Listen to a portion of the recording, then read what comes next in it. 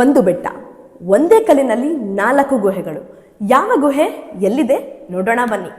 ಈ ಗುಹೆಗಳು ಬಂದ್ಬಿಟ್ಟು ಬಾದಾಮಿ ಗುಹೆಗಳು, ಬಾದಾಮಿ ಕೇವ್ಸ್ ಅಂತಾನೆ ಹೇಳ್ಬೋದು. ಇದು ಯಾವ ಜಿಲ್ಲೆಯಲ್ಲಿ ಬರುತ್ತೆ ಅಂತ ನೋಡೋದಾದ್ರೆ ಬಾಗಲಕೋಟೆ ಜಿಲ್ಲೆಯ ಬಾದಾಮಿ ತಾಲೂಕಿನಲ್ಲಿ ಬರುತ್ತೆ.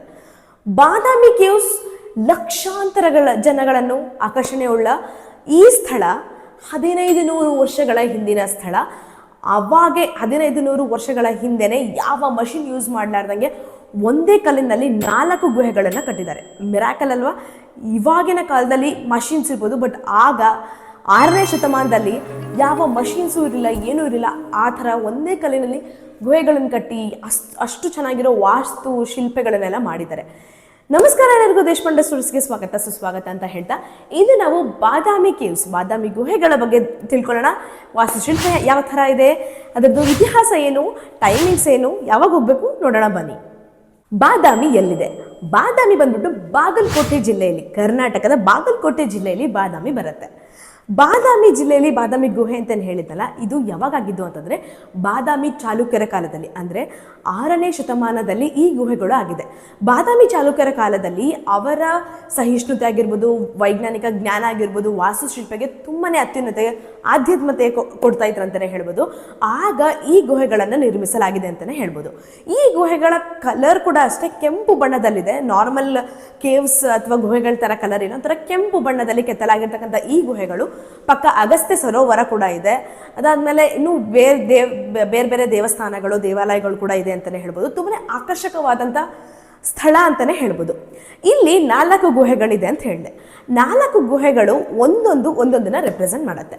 ಫಸ್ಟ್ ಗುಹೆದಲ್ಲಿ ಶಿವನಿಗೆ ಅರ್ಪಿಸಲಾಗಿದೆ, ಅಲ್ಲಿ ನೀವು ಶಿವಂದೆಲ್ಲ ನೋಡ್ಬೋದು.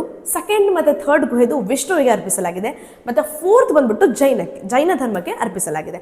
ಸೊ 4 ಗುಹೆಗಳು ಏನು ಹೇಳಿದ್ದಲ್ಲ, ಎಲ್ಲ ಜೈನ ಮತ್ತು ಶಿವ ವಿಷ್ಣು ಎಲ್ಲರದ್ದು ಒಂದೇ ಸಹಿಷ್ಣುತೆ, ಜಾಗೃತಿ ಎಲ್ಲಾದರೂ ಅದ್ರದ್ದು ಇಂಡಿಕೇಟ್ ಮಾಡೋಕ್ಕೋಸ್ಕರ ಈ ಗುಹೆಗಳನ್ನು ಕಟ್ಟಲಾಗಿದೆ ಅಂತಲೇ ಹೇಳ್ಬೋದು.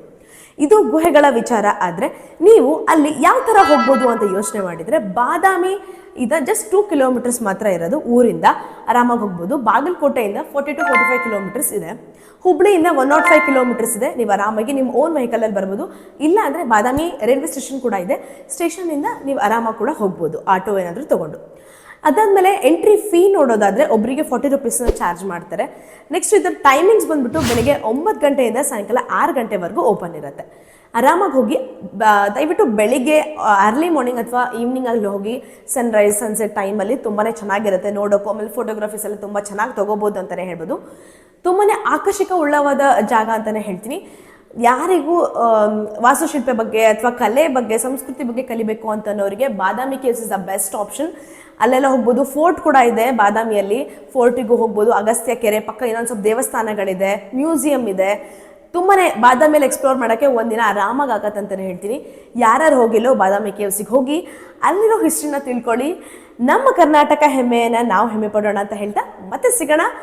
ನಮಸ್ಕಾರ, ಧನ್ಯವಾದಗಳು.